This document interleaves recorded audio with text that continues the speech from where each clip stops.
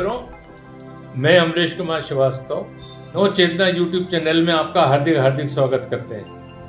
आज हम लोग भारत माँ के ऐसे सपूत के बारे में बात करेंगे जो शिक्षाविद में सबसे ऊपर, दार्शनिक रूप में सबसे ऊपर माना जाता है। अपन आज देश के पहले उपराष्ट्रपति डॉक्टर राधाकृष्णन, सर्वपल्ली राधाकृष्णन के बारे में बात करेंगे। सर्वपल्ली राधाकृष्णन का जन्म 5 सितंबर 1888 में मद्रास के चित्तूर जिले के मद्रास के चित्तूर जिले के तिरुतन्नी ग्राम में हुआ था। एक ब्राह्मण परिवार में इनका जन्म हुआ था। तेलुगु भाषी इनकी मातृभाषा थी।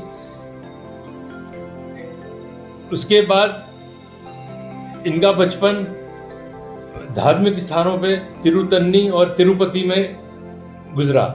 इन्होंने शुरू की शिक्षा वहीं प्राप्त की। उसके बाद 1900 में ये लूथर किंग स्कूल में इनकी प्राथमिक शिक्षा हुई। फिर 1900 से 1904 में ये बेंगलुरु में चले गए। इनकी शिक्षा बेंगलुरु में हुई। इनकी माता का नाम सीता अम्मा था और इनके पिता का नाम वीरप्पन स्वामी था। 1904 में इन्होंने बेंगलुरु में शिक्षा प्राप्त की। 1904 के बाद ये क्रिश्चियन कॉलेज मद्रास में चले गए। वहाँ इन्होंने विवेकानंद बाइबल पे गहन अध्ययन किया।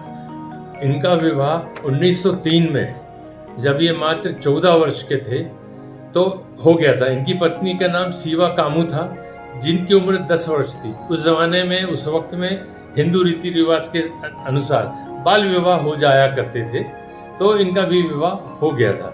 इसके बाद 1905 में इन्होंने आर्ट्स में अध्ययन किया। 1918 में इन्होंने एमए करने के बाद मद्रास कॉलेज में इनका साइकोलॉजी में ये प्राध्यापक हो गए थे। वहाँ पे इन्होंने कई लेख लिखे। इनका नाम बहुत ज़्यादा शिक्षाविद में बहुत ज़्यादा ऊपर हो गया था। 1947 से 1949 तक ये संविधान सभा के सदस्य रहे। हिंदुस्तान का, भारत का संविधान बनाने में इनकी अहम भूमिका थी, क्योंकि ये शिक्षाविद थे, उस चीज़ को समझते थे। 14 और 15 अगस्त की रात में जब भारत स्वतंत्र हुआ था, तो नेहरू जी ने इनको संविधान के ऊपर अपना संबोधन देने के लिए कहा। संविधान की जो प्रस्तावना थी उसके बारे में बताने के लिए इनसे कहा गया।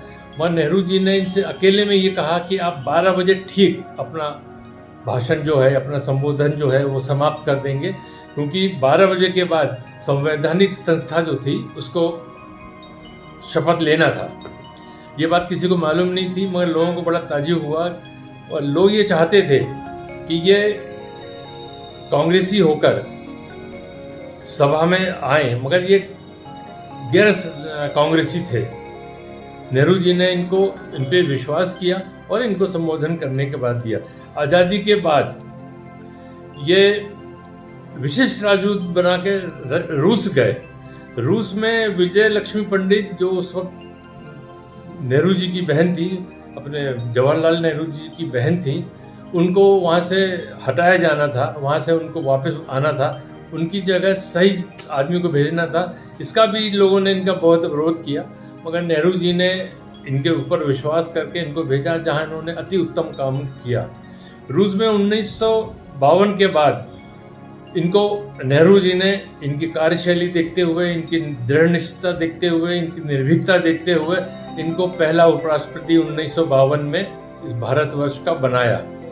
ये पहले ऐसे व्यक्ति थे जो गैर राजनीतिज्ञ थे और ये उपराष्ट्रपति बने। 13 मई 1962 से 13 मई 1967 तक ये देश के राष्ट्रपति रहे। ये इनका नंबर दूसरा था। इससे पहले डॉक्टर राजेंद्र प्रसाद थे। राजेंद्र प्रसाद का इन्होंने भार संभाला। उसके बाद ये वहाँ से रिटायर हो गए। इनकी मृत्यु 17 अप्रैल 1975 में नई दिल्ली में हो गई। भारत माँ का एक सपूत हमेशा के लिए ब्रह्मलीन हो गया और अपने पीछे वो एक शिक्षाविद, एक विचार हमेशा के लिए छोड़ गए, जो हम लोगों को मार्गदर्शन देते रहेंगे। मित्रों, अगर मेरा ये चैनल आप लोगों को पसंद आया हो तो कृपया सब्सक्राइब करें, लाइक करें और कमेंट्स बॉक्स में कमेंट्स अवश्य लिखें। धन्यवाद।